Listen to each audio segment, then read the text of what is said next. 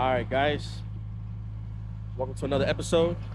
We got Teddy, we got Des, we got the Lexus, and we got the EG.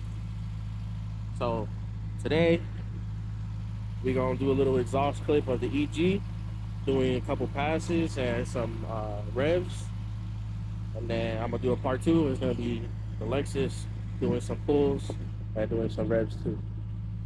So we're gonna get at it. I'm gonna have Teddy go first, and now we got two cameras. So we're gonna have an in-car view of the front, since he has it set up right on the dash. Oh yeah, I'm trying to get a 360 camera, and then I'm gonna be here on the street, just waiting for him to do the pass.